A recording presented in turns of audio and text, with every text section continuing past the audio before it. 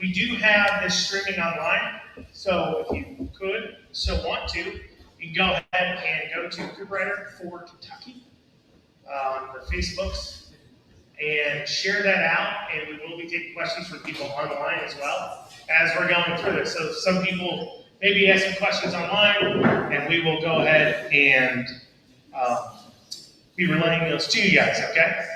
So, first, before we start off, we start everything on this, typically this side of the aisle, with the Pledge of Allegiance. So, to this flag up above us here, above me, I pledge allegiance to the flag of the United States of America and to the republic for which it stands, one nation, under God, indivisible, with liberty and justice for all.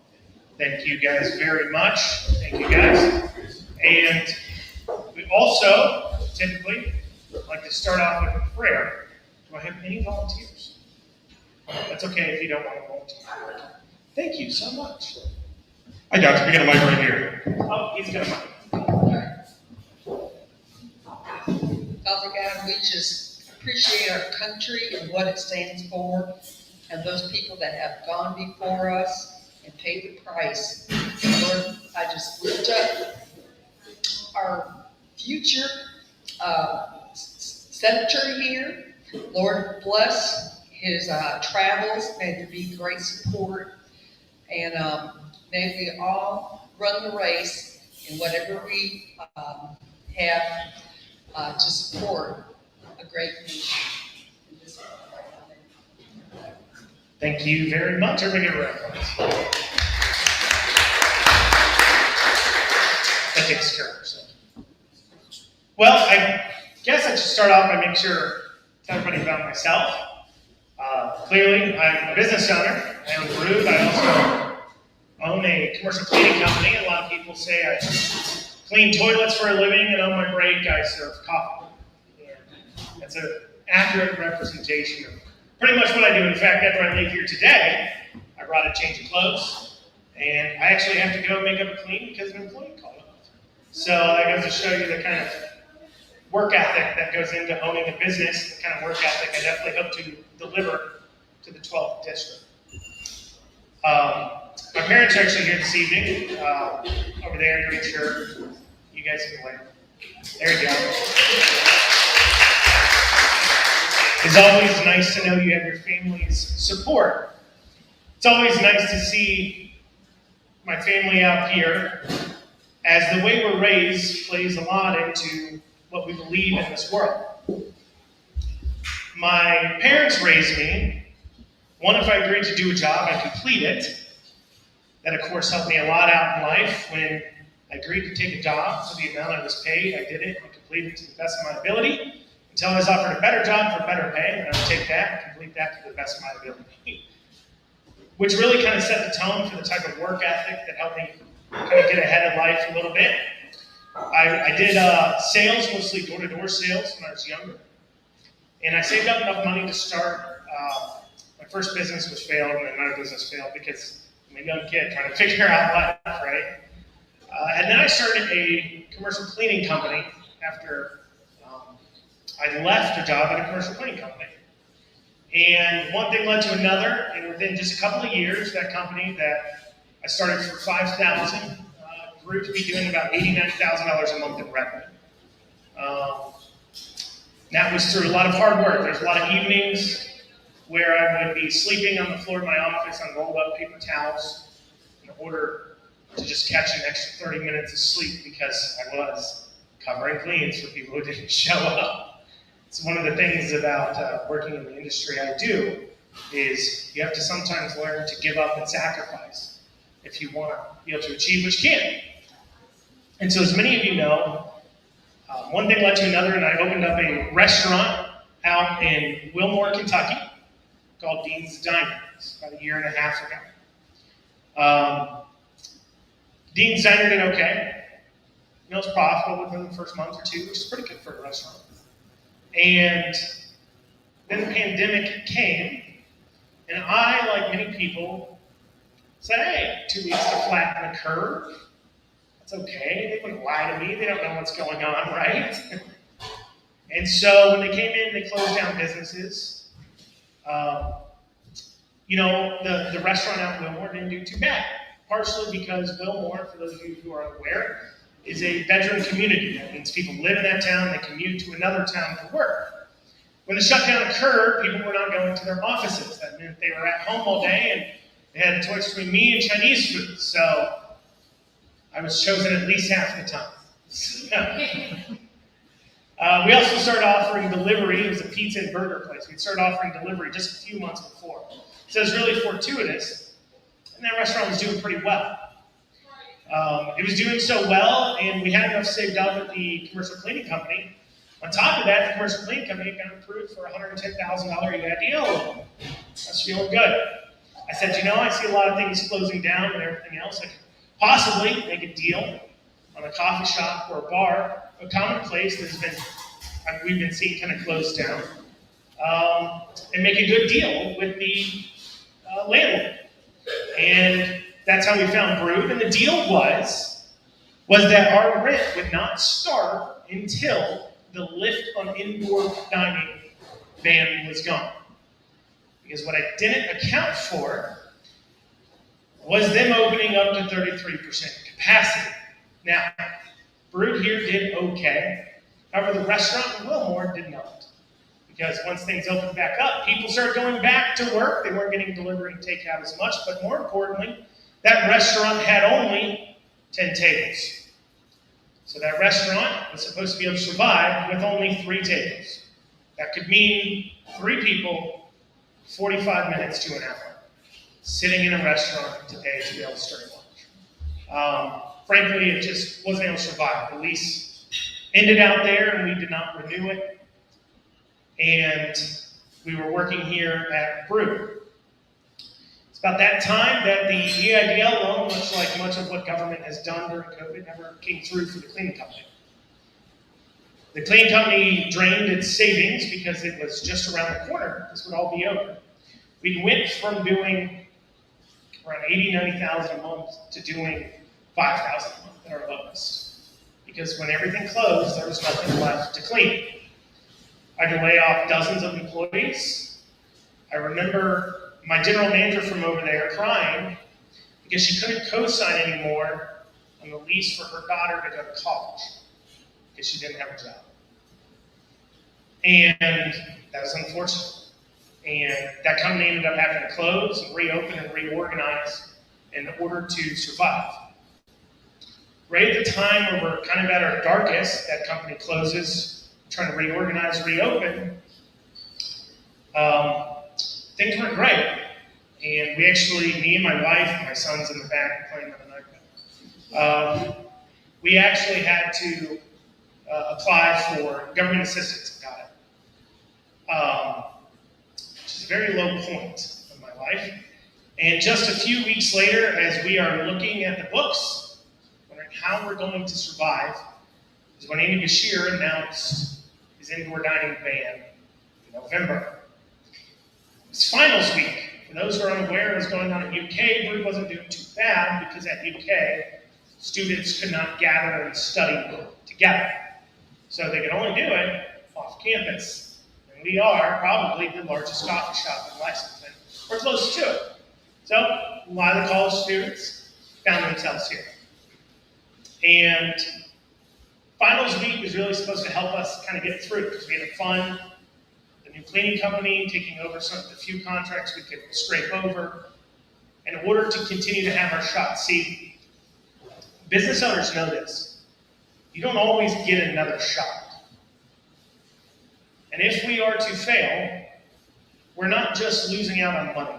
I've heard a lot of people say that business owners who fought COVID mandates, they were selfish, they only cared about money. And it's far more than that. You're giving up not just money, you're giving up your entire future, your son's future, his child's future. You're giving up all those times where, if you remember where I said I was sleeping on the floor of my office, and I was struggling for a better future. You're letting all that go to waste, letting all the sacrifice Me and my wife got married because when the cleaning company first started up, she'd work 3 jobs to pay our bills just so I didn't have to pull $1 from the cleaning company. This is before we were married. I said, that is a woman that I want to marry. That kind of support you can't find everywhere. And so, as many of you know, we stayed open. When we started pushing back, we started fighting back. We were pushing to a point where we're acting out of self-defense. I think a lot of you guys feel the same way. You feel like you need to get involved and active at this point in self-defense. It's clear the march towards a central planning type government system is continuing forward. I think a lot of us would agree. And, one of my favorite economists, Hayek, wrote a book called The Road to Serfdom. And he talks a lot about central planning. And he talks about how central planning sounds great, but it only works in a vacuum.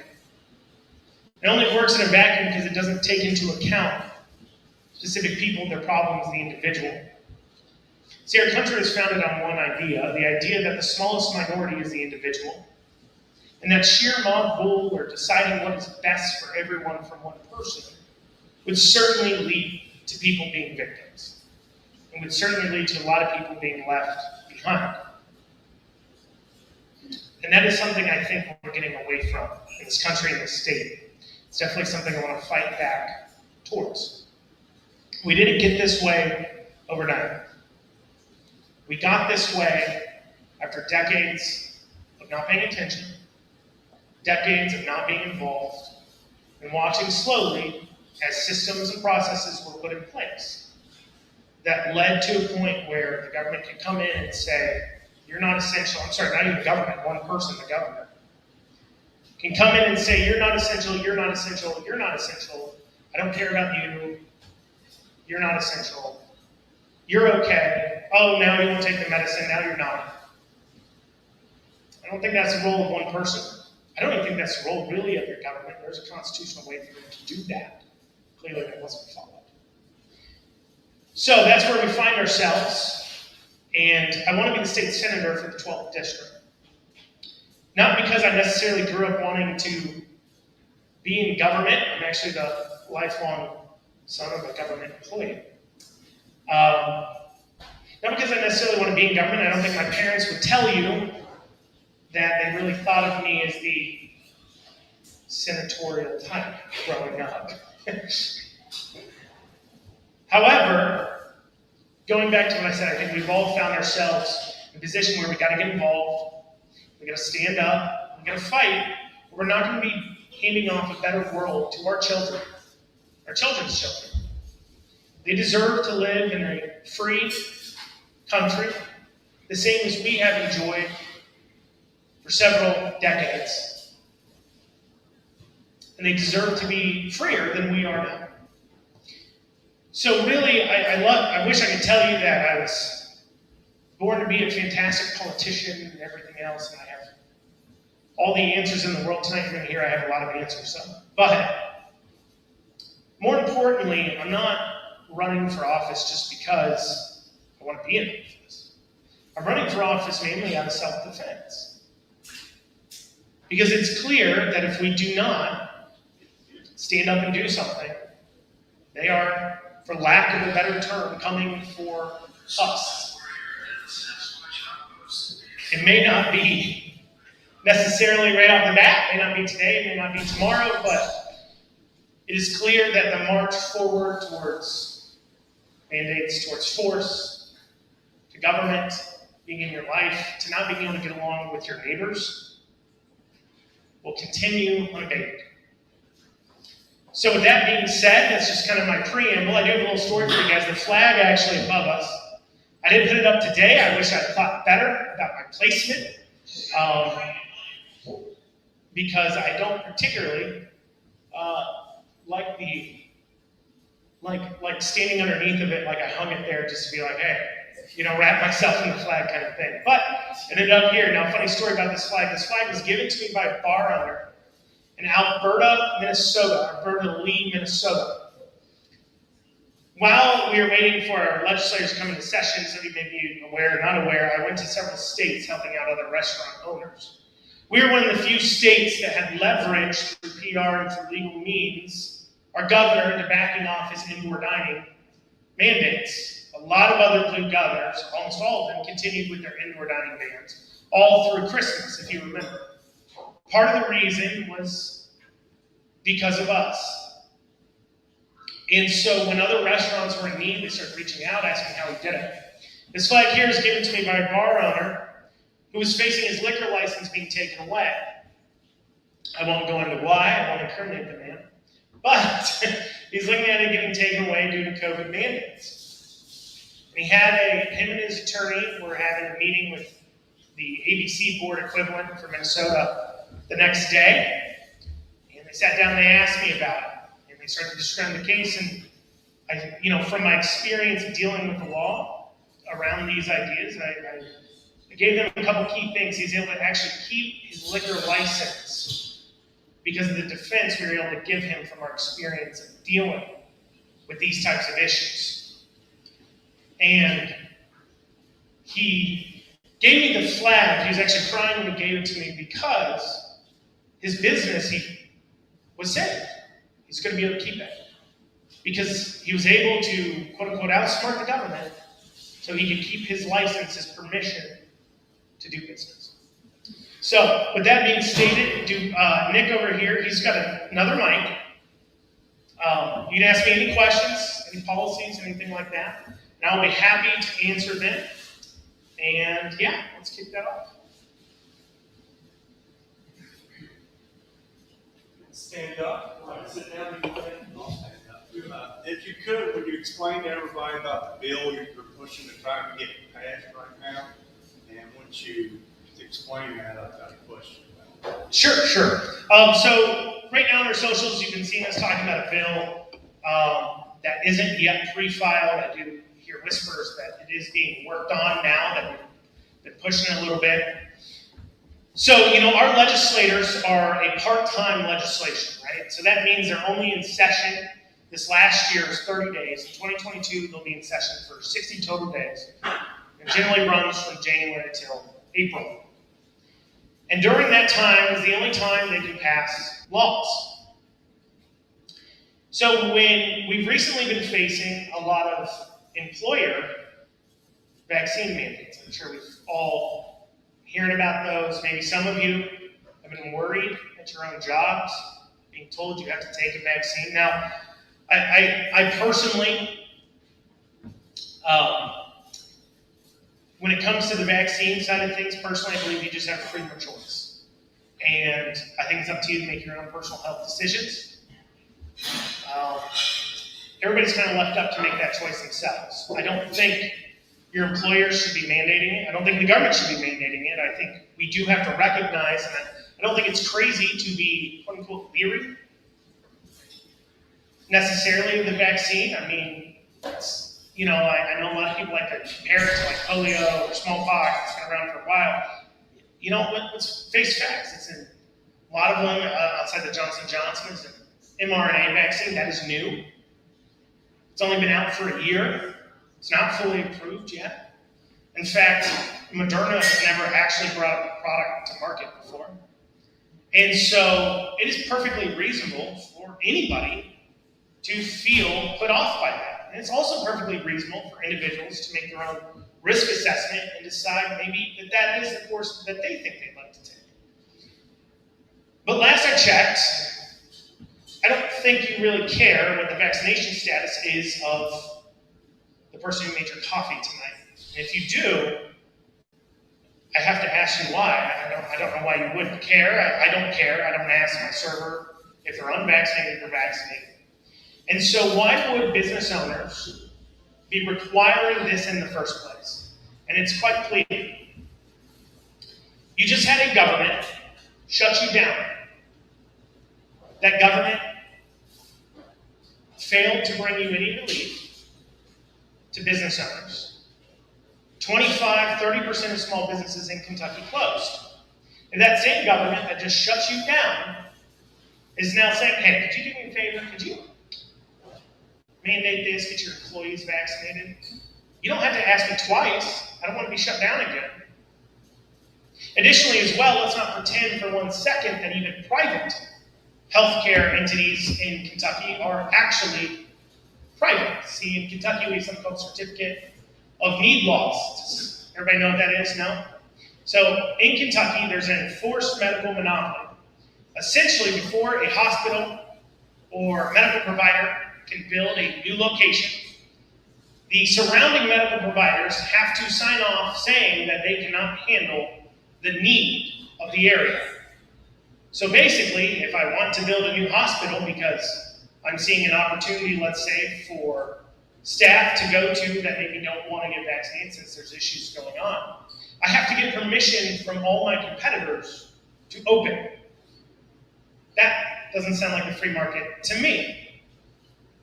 And so where is my incentive to listen to my customer, to listen to my employee, when the government is protecting my market?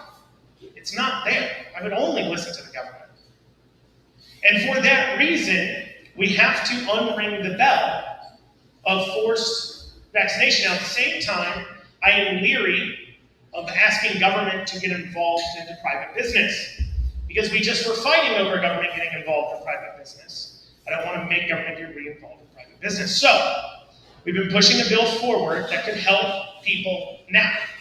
What this bill would do is it would hold employers liable, and it could even possibly set the amounts, predetermine the amounts, but hold the employers liable for any vaccine injuries that occur due to the vaccine. So if I take the vaccine, the other night I was at a gathering and a gentleman was talking, and he had to go to the hospital because he's having chest pains because of the vaccine. You know, right now nobody pays for that. It used to be a reportable event under OSHA. They changed it about 4 weeks ago.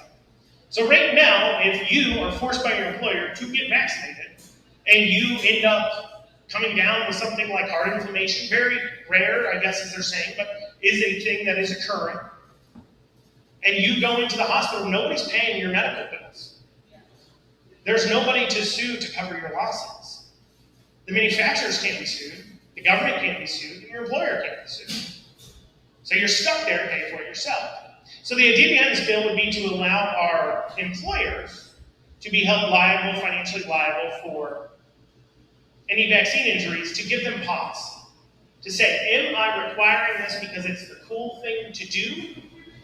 Or am I requiring it because there's a real and actual danger to my customers and to my business, and it's more worthwhile to me to take on the risk of the vaccine injuries than it is for me to not? Now, the reason why this can help now is that that bill is pre-filed and has a fair amount of co-sponsors on it, and it's clearly indicated it will pass and can do one of two things. First, it'll give a light at the end of the tunnel to all those healthcare workers, which, by the way, if we're in the middle of a pandemic, I don't think we should be laying off 30% of our healthcare staff. But, call me crazy. But at the same time, it'll cast a light at the end of the tunnel for those healthcare workers to see that there is a way out. They only need to hold on for a few months, and then this madness will stop. Also, at the same time, it can give pause to the employers now, because they don't want to be held financially liable. And so that's the reason why I'm pushing that bill versus BR 106, which is already filed, which would ban government entities that get government funding from requiring vaccines, and also places of business from inquiring about your vaccine status before they serve you or something like that. To follow up on the reason I asked you that, to follow up, there's a major employer just north of here. And I sent you this text, I don't know if you got it. Can you hear me now? Yeah. I sent you a text, but I don't know if that's the best way to communicate. But anyway, they're telling people there that they need to get vaccinated. And they're not making it mandatory, but they're telling them if they volunteer their vaccination status, they'll give them a little green lanyard, and they can take your mask off where everybody else can't take your mask off. So Yeah. you need to be careful on the verbiage they use when they write this bill, so they can't discriminate and draw fine lines like that. Yeah, I definitely understand.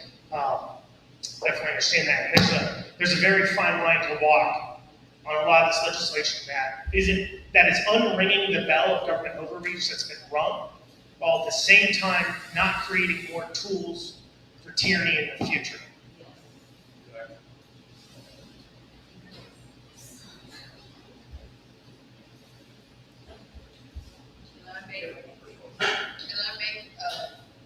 Give some information about Monmouth? We will be Okay. on that. All right, and at this point, all 4 major health systems, care systems in Kentucky have mandated vaccinations for their employees. So this will not, they will not go into effect, and you have all these health employees, 40% that do not want them are in a bind, and, you know, it's,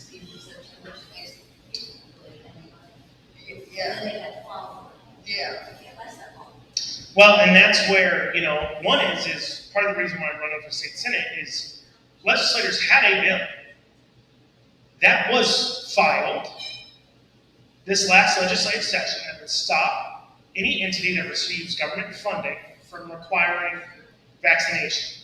And they failed to do anything about it. And it goes into what we're dealing with now. I think this is a story we've seen time and time again. I mean, I'm sitting here before you guys showed up because I'm a private citizen that did more to fight COVID mandates and government overreach as a common citizen that owns a coffee shop than a single one of your legislators has done. That's why you're here.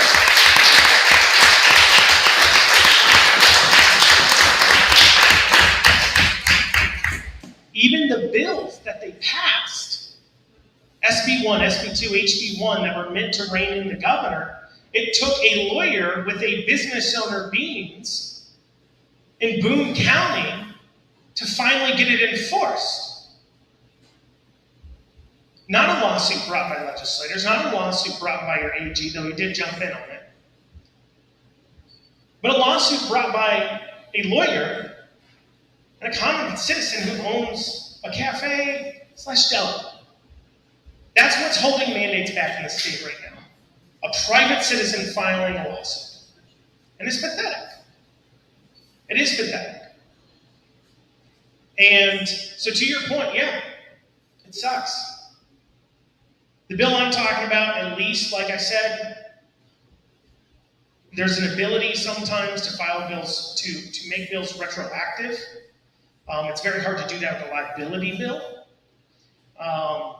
But more importantly, is it once again gives a light at the end of the tunnel, like BR 106 does, and it is a long time to hold on. That's why one thing too, and I'm not a lawyer, I'd advise anybody facing vaccine mandates to first ask for a religious exemption or other exemption if you religiously feel convicted about it, and then 2, let them fire you.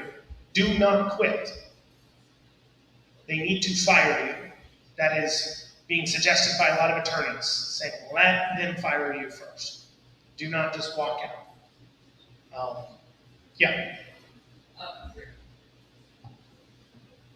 Chris Weist had a Zoom thing, a webinar this afternoon about what to do if your employer wants to demand that you get vaccinated. I don't know if you can watch it now or Yeah, it's available for replay, and we can work on distributing out that way. We can check that out on socials. Just make people aware of that. Sure. One thing that concerns me is that we are always 3 steps behind. Every time I try to do something about mandatory vaccines here in August, it might not take place for 9 months. 9 months from now, there will be 20 other things that they will be trying to do that then we'll be working on those. I mean, it's going to be a never-ending battle unless we become proactive instead of trying to slice through the house. Right. Well, the problem is once again, our legislators are part-time legislators. They have no possible way of calling themselves back in session. So there is no law that can be passed to fix it. Now, why does there need to be a law passed to fix it? Well, to be quite honest, there's some pretty bad case law in the books already regarding COVID mandates. There's 2 key cases, one out of Texas, involving a hospital system requiring vaccines that was said to be allowed to do so. There's also a case involving Indiana University, which is within our own circuit court district, within our own federal court district, that allowed Indiana University to also require vaccination out of their students and staff and hospital workers when it comes to COVID. So the problem is, and why you're not seeing a lot of lawyers jumping on it, is because there's not a case right now under current law. This has been tried several times, and it's failed. And until there's a new argument created by possibly new new law, there's not a lot lawyers can do. It was the same thing with us when it came to standing up. There was not a lot lawyers could do. And it just came to a point where, yeah, we've got to say enough is enough as individuals and say, this is where I draw the line. Because, I don't know if you guys saw, but Norton Healthcare, there's a board member who supposedly, that leaked out the meeting notes from the meeting regarding this forced vaccination for Norton Healthcare. They said just over 30% of their healthcare staff was not vaccinated. They could only afford to lose 10%. So, if they didn't vaccinate at least 20%, they literally couldn't fire them. They knew it would be impossible for them to do so. So what's going to come down to is private citizens, once again, having to take a stand for what they believe in if it's worth it to them. And that's what we come down to, but that's what our country was founded on too.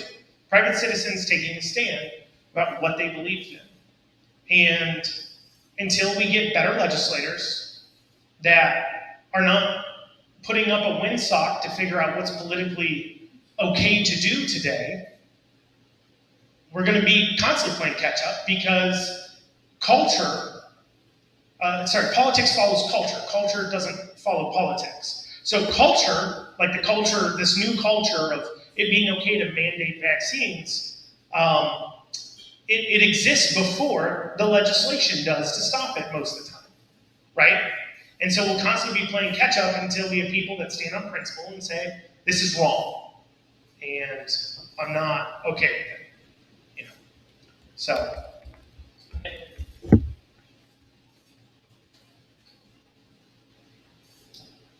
Do you have any sense, when you're elected, are you going to be able to, are you going to have support, or are you going to be the Marjorie Green of Kentucky? Well, here's the fun thing. When you know Robert's Rules of Order, you know it only takes. Also, I'm 26% Jewish, so I can't tell you about the space lasers. But anyways, no, so it only takes 2 or 3 good legislators to really start exposing the bad legislators and start talking about it. But one thing to understand is, most legislators, they care about 3 things, right? They care about getting in office, staying in office, and getting elected to higher office. And they're going to do whatever they think is going to lead to them doing that. I mean, let's call a spade a spade. If you would ask, let's take somebody like Ryan Quarles, 4 months ago, 5 months ago, to stand up on mask mandates, he would tell you, and capacity closures, he'd tell you, nah, I'm not going to do that. But yet, a month or 2 later, he did. Because we had pushed the culture of Kentucky to a point where it said enough is enough. With the masks and with the capacity restrictions, there is no goalpost. We're done with them.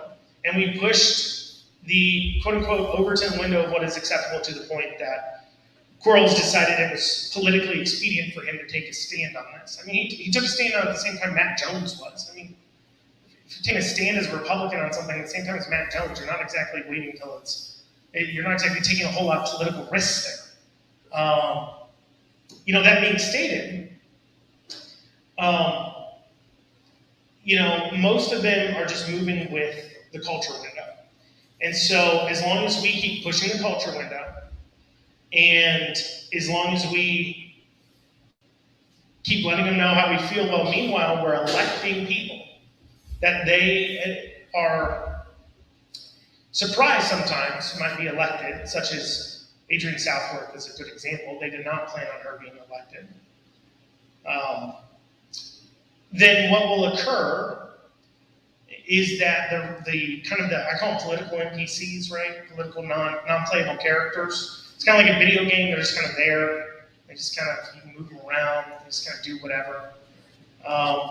they'll start to follow along with who and what they believe will get them in office and keep them in office. I mean, we have legislators calling up members of the grassroots crying, asking whether or not they're going to get a primary opponent this year. Because they're starting to see primary opponents coming down the pipe, and they're supported, and they're put together campaigns. I mean, what would be my primary opponent deciding to retire 2-3 weeks ago after 22 years in office? Perfect example. We are making it clear that we need politicians. Meek politicians are not acceptable anymore. We need people who are going to not compromise and stand what they're about. I mean, I'm not saying I can't negotiate with people, but at the same time, it's a lot easier to negotiate and compromise, quote unquote, when they know what you're not willing to compromise on.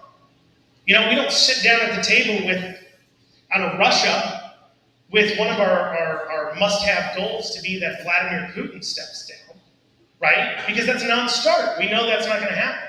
We're sitting down with somebody and they're saying, I'm not going to raise your taxes. I'm not going to grow government.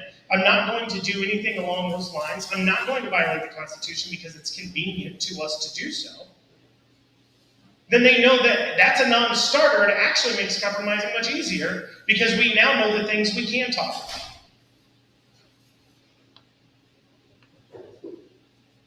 Yep. You've been pretty instrumental in getting that BR 106 started. Would it, with your platform, be able to start pushing for a forensic audit of Kentucky elections, especially when it comes to 2020 election, for election integrity, and to make sure that this doesn't happen again? Because Kentucky is a red state, it doesn't mean fraud didn't happen. Sure. And we still need to do a forensic audit of that election just to see, make sure our equipment was functioning the way it was designed to or supposed to. First off, if I thought it was at all up for debate that the majority of people want to look at our elections and secure them, I would definitely push it a lot more, but I don't think it is. I think it's quite clear to our legislators where we fall on this. I think that's pretty clear to them. I know there's a lot of great groups like AFEI, KY, Americans for Election Integrity, KY, AFEIKY.org.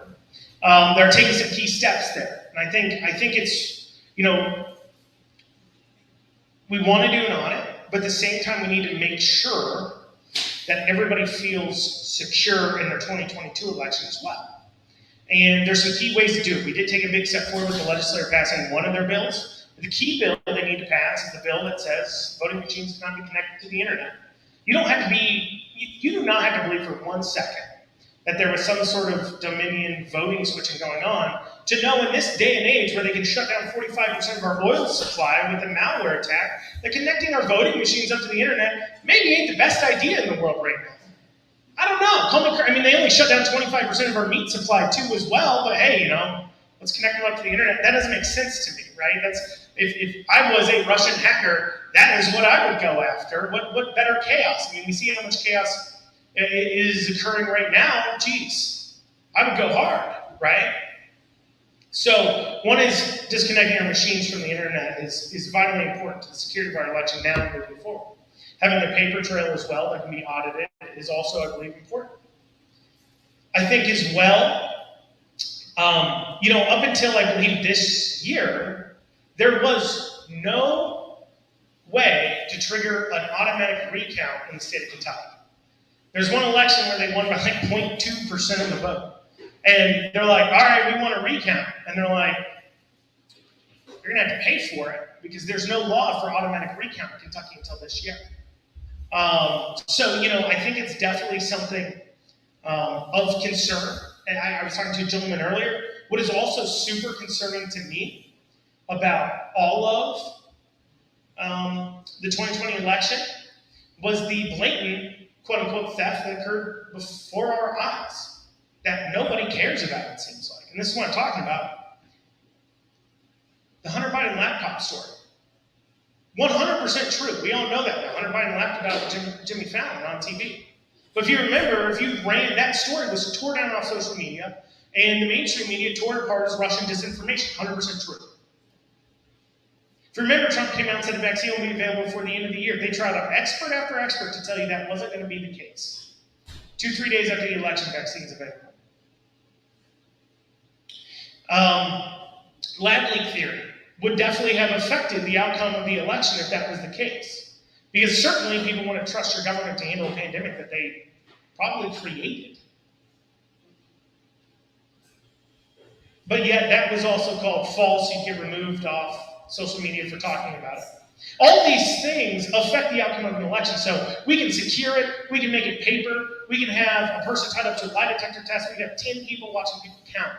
But as long as we allow those kinds of things to occur, there's no way we can ever have a truly fair and free election. When we can literally kill stories like the son of the president is maybe with underage women and smoking meth and forgot his computer somewhere with all this evidence on it. And it's true, and we're just like, who cares? I mean, there was a Time article that came out that was about the shadow campaign to save the 2020 election. Of course, it's talked about glowingly. But, Mark Zuckerberg donated $300 million to states to allow mail-in voting to facilitate it.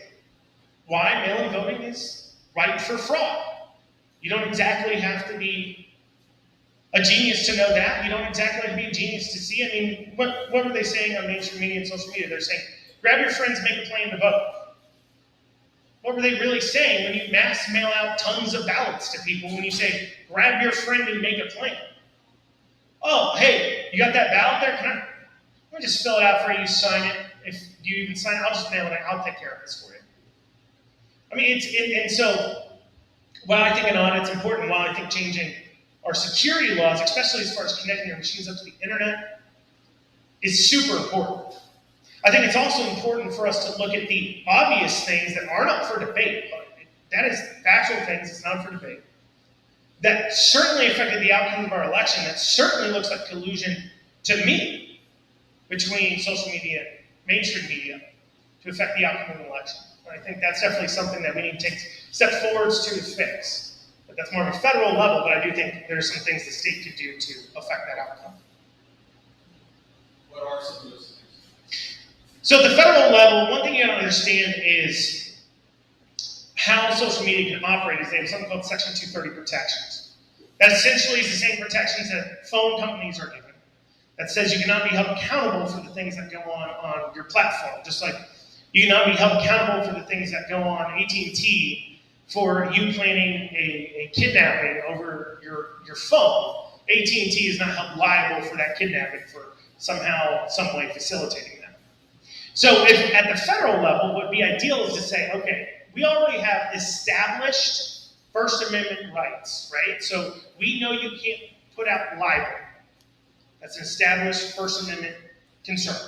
We know you can't commit a crime. You can't call for violence, right? That's established case law when it comes to the First Amendment. So federally, what I would say is if a social media platform violates those laws, I'm not going to regulate them. I'm going to deregulate them. I'll take away their Section 230 protections. Now, what does that do to social media? It means that if your neighbor Debbie makes a post that says you eat dog meat and you don't, you can sue Facebook for that. Facebook would be dead in the water if they lost those protections. But then again, it's those protections protecting them from civil suit that is allowing them to operate in the first place. Once again, regulation from our government to protect their industry.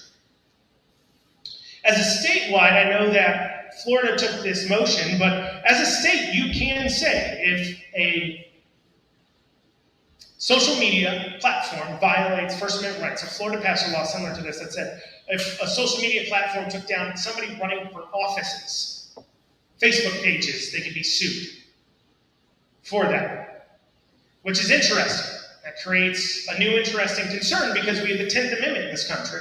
Anything not specifically allowed to the federal government in the Constitution automatically falls to the states. Now, Section 230 laws are clearly federal laws that are created but are not constitutionally protected to be a federal government's role.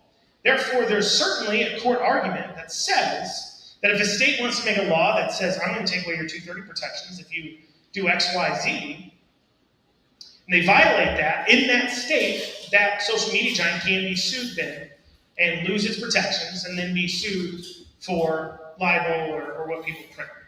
And so, like I said, we've seen that law be passed in Florida. It hasn't been challenged yet, but I would be interested to see how that turns out. But more importantly, that gives the power of your state, your AG, who you elect, and the tax dollars you pay, everybody pays, to be fighting for those quote-unquote freedoms, or to be fighting on that level, instead of, once again, you, a private citizen, having to find a lawyer and pay for a lawyer.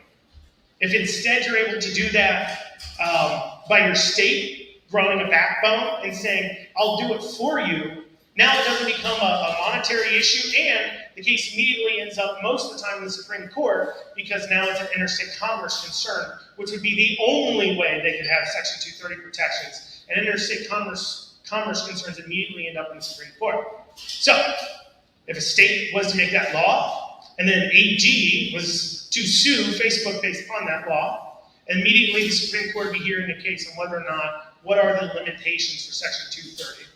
And it wouldn't be having to come from a private citizen like one is now, which is actually coming from now a private citizen, Donald Trump, has got a case of similar types against social media.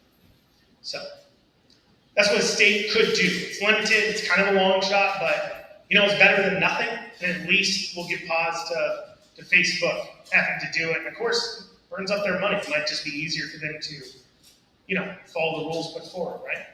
So. Another question. I pretty much kind of live off grid, so I don't have cable. I watch, YouTube. I watch happy things, listen to music. This thing right here keeps me informed. So, but my question is, the information that I have gathered and been taught, what state out there do we see that's, pushing forward stronger, to help every private citizen? Is there a state out there that's doing a good job at this? And maybe we could follow their direction? I personally think South Dakota is doing a fantastic job with this. It's not because the South Dakota governor never made a mandate for that state, never made a mandate about it, and let every place kind of handle it, right? Now, there's a key few breakdowns in our system here in Kentucky.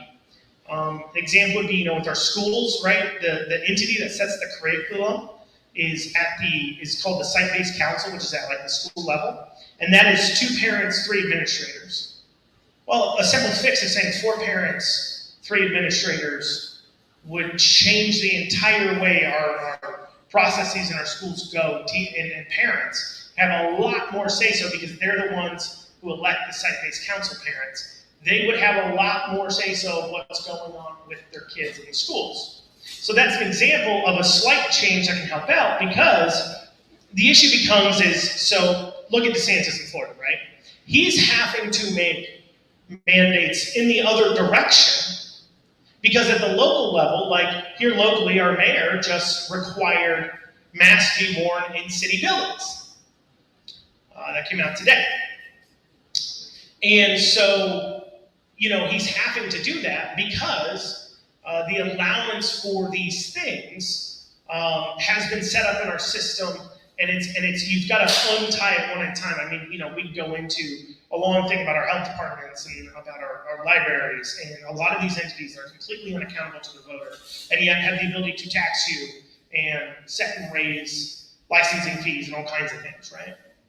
But I look at South Dakota because they're not having to really do a whole lot with mandating, because they, one, didn't allow their laws to get kind of crazy, because South Dakota's a pretty small state, and generally you know your neighbor. And if you trust and like your neighbor, generally you don't feel the need to make a law to control their life. Because if the grass is getting too tall, you tell Ted, your grass is getting too tall, man, you need to cut it.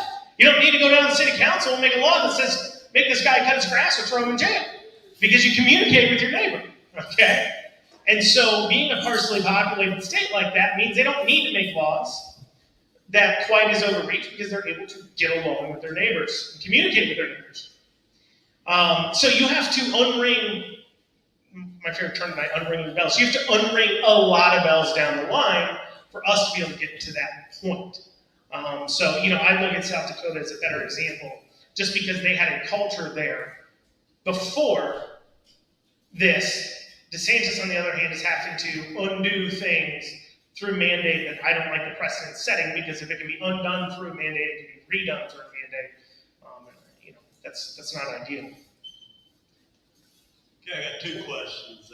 First one, seems like to me this COVID thing is just a means to an end. That they're trying to get somewhere else and using this COVID as an excuse. I think it's to destroy our small businesses and globalization. And the second point being that there's a lot of scientists and doctors that aren't being heard, and voices aren't being heard, being silenced, that says COVID has never really been isolated as far as they use the gold standard, they call it cost postulates. They're supposed to be able to take the virus, and they're supposed to be able to isolate it, and they're supposed to be able to put it in another host, create symptoms, and they're saying that has never been done. So, on your first thing, I personally am not necessarily as insidious about what's going on with COVID. What I mean by that is, most people don't want to be the villain in their own story. And so, what I think, personally, is it's a simple clash of politics, opportunity, desire for power, and I just want to help people. I'm telling myself I'm doing the right thing. And what I mean by that is look at it this way. If you are typically a Democrat, you generally, and there's some Republicans that think this, you generally think governments are good. You think government can solve problems. One thing I always warn people about, anytime you're talking to a politician, they start talking about the government making investments. Run away. They do not understand government's role in your life. Government doesn't make investments. They take your money and they give it to that guy. That's pretty much what happens, and then they take a big in the process.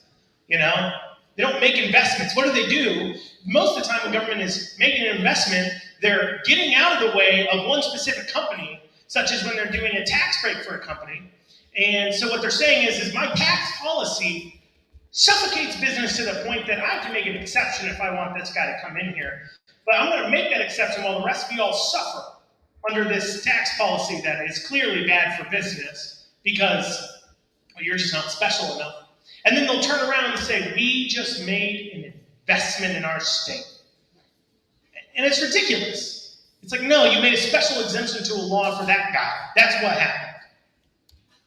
And not to get too much on it, but we've been seeing our governor recently going around handing out big old checks. Have you guys been seeing this? Not to get on the tear here. Okay. Most frustrating thing in the world to me, him handing out big old checks. So he'll go out and be handing out road funds. Okay? That's a normal thing the governor's supposed to do. Now, normally, historically, the way these checks get handed out is mail this school district a check to improve the roads around the school. That's how it goes. Our governor has decided he's going to roll out with big old checks that say the amount on it, like he's giving away to a charity, like he's a big corporation giving away to a charity. The check says it's from the desk of Andy Bashir, like it's his money. Like it's not your money, he's just doling out. Like it's literally your job as governor to hand out tax dollars. I don't understand. Like that would be the equivalent of me taking one of my employees and being like, here's a big old check for your paycheck. And being like, thanks, man, I worked real hard for that. Like this is what's supposed to happen. But he's been going around handing out these big old checks and giving themselves a pat on the back. Having these big old media shows to make a big deal about them doing exactly what is their job, which is to dole out your tax dollars. And so I say that, going back to your question, is that there are people that believe government can solve problems that are good. But if government doesn't solve your problem just goes away. Well, then you won't trust them more to solve your problem. That's why the lab leak theory is such an issue. Now, they think they're doing it in a positive light, in the sense of saying, well, if people knew the lab leak happened, they wouldn't listen to us as much. People would die. Therefore, we have to lie about it. So, while I understand, I hear a lot of the quote-unquote conspiracies, not conspiracies, I'm going to call them that, but there's some, I've got some crazy ones too that I listen to that I think is interesting, but about, a grand plan